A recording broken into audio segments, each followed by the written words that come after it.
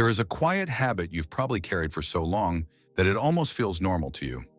The way you look at other people and instantly notice everything that makes them admirable, while turning that same gaze inward to yourself and only seeing flaws. You can recognize beauty, confidence, intelligence, and worth in others without hesitation, but when it comes to yourself, your mind suddenly becomes selective in the worst way. You filter out everything good about yourself and zoom in on every perceived flaw, every insecurity, every detail that makes you feel like you don't measure up. You can scroll through someone's photos and think, they look amazing, but when you look at your own, you start analyzing angles, lighting, your face, your body, picking apart things no one else would even notice. You can listen to someone speak and admire their confidence, but when it's your turn, you replay your words in your head, critiquing how you sounded, what you should have said, what you shouldn't have said. It's like you've learned how to be generous with your perception of others, but harsh and unforgiving with yourself. And the truth is, you didn't wake up one day and decide to think this way. Somewhere along the line, you absorbed certain standards about how you should look, how you should behave, what makes someone attractive, what makes someone worthy. Maybe it came from social media, maybe from people around you, maybe from subtle comparisons that slowly shaped how you see yourself. But over time, those external standards became internal expectations, and now you measure yourself against them without even realizing it. You start believing that your worth is tied to how closely you match what society defines as beautiful or impressive. You notice every feature of yours that doesn't fit the societal mold. You compare your progress to someone else's highlight moments. You downplay your strengths because they don't look like someone else's strengths. And without noticing it, you begin to live in a constant state of self-criticism where nothing you are ever feels like enough. What makes this even more painful is that you would never treat someone else the way you treat yourself. You wouldn't sit across from a friend and point out their flaws the way your mind points out yours. You wouldn't constantly remind someone else of where they fall short. You wouldn't reduce someone's entire worth to a few imperfections. And yet that is exactly what you do to yourself, almost automatically.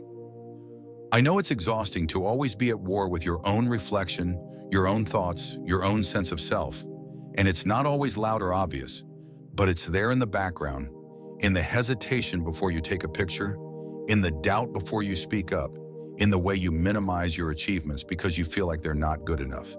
It follows you into moments that are supposed to be joyful and quietly takes something away from them.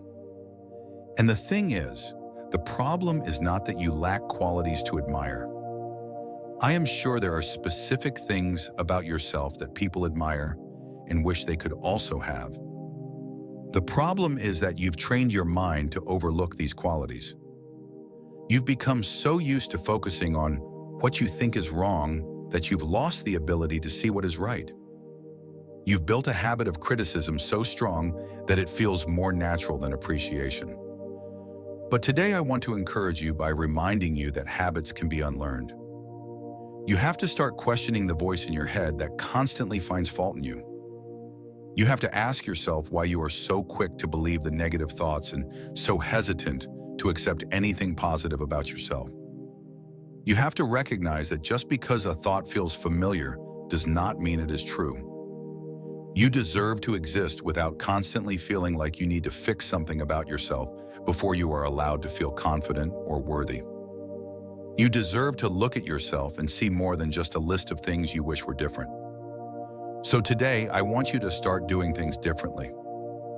Pay attention to how you speak to yourself throughout the day. Notice the moments where your mind immediately goes to criticism and pause, not to force yourself into fake positivity, but to interrupt that pattern. To remind yourself that there are other positive ways to see yourself that are just as valid, even if they don't come as naturally yet. And when it comes to physical appearance, you have to be especially careful about the standards you are holding yourself to. Society has a way of creating narrow definitions of beauty that shift constantly, making it almost impossible for anyone to fully meet them. If you base your self-worth on those definitions, you will always feel like you are falling short. You are more than the features you criticize. You are more than the comparisons you make. It's time you start seeing yourself with the same depth and fairness that you offer to others. And here is something I want you to hold on to. If you have the capacity to think about yourself in such a negative, critical way, then you also have the capacity to think about yourself with understanding, patience, and even appreciation. You see, the intensity of your self-criticism is not proof that you are flawed. It is proof that your mind is powerful. And that same power can be redirected. Plus, you don't have to do it alone. Ask God to help you in this process. Constantly ask Him to quiet the voices that constantly criticize you.